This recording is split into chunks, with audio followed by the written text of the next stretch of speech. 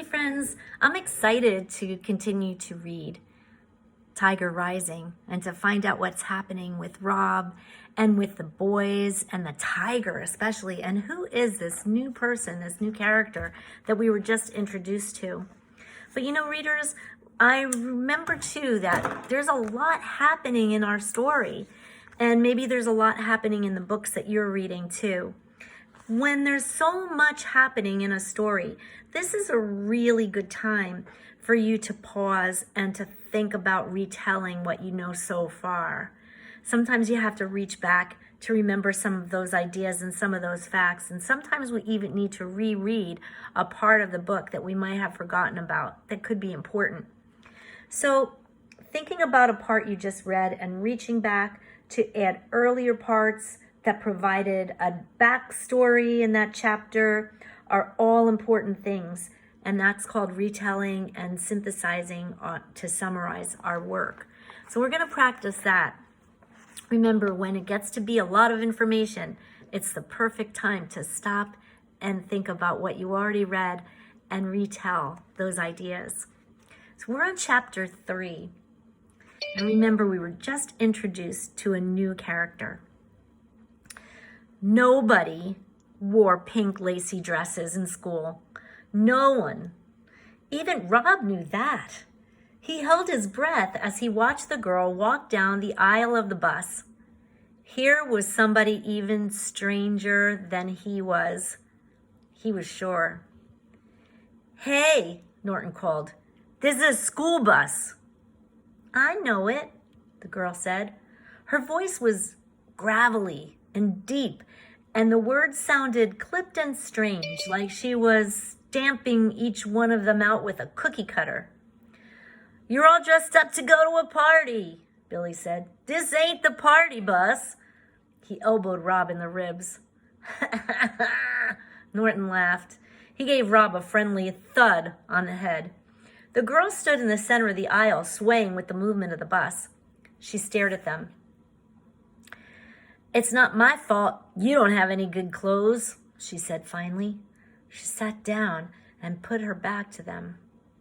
"Hey," said Norton, "we're sorry. We didn't mean nothing." "Hey," he said again, "what's your name?" The girl turned and looked at him. She had a sharp nose and a sharp chin and black eyes. "Sistine," she said. "Sistine?" hooted Billy. "What kind of stupid name is that?" "Like the chapel," she said slowly, making each word clear and strong. Rob stared at her, amazed. "What are you looking at?" she said to him. Rob shook his head. "Yeah," said Norton. He cuffed Rob on the ear. "What are you staring at, disease boy? Come on," he said to Billy, and together they swaggered up the aisle of the bus and sat in the seat behind the new girl. They whispered things to her, but Rob couldn't hear what they were saying. He thought about the Sistine Chapel. He'd seen a picture of it in a big art book that Mrs. Dupre kept on the bookshelf behind her desk in the library. The pages of the book were slick and shiny, and each picture made Rob feel cool and sweet inside, like a drink of water on a hot day. Mrs. Dupre let Rob look at the book because he was quiet and good at the library.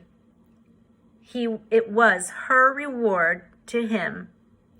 In the book, the picture from the ceiling of the Sistine Chapel showed God reaching out and touching Adam. It was like they were playing a game of tag, like God was making Adam it. It was a beautiful picture. Rob looked out the window at the gray rain and the gray sky and the gray highway. He thought about the tiger. He thought about God and Adam. And he thought about Sistine. He did not think about the rash. He did not think about his mother. And he did not think about Norton and Billy Threemonger. He kept his suitcase closed. What are some of your thoughts about this chapter? Does it help you to know a little bit more about the characters in our story? Does it give you more insight as to how Rob behaves and what his personality is like? Stop and jot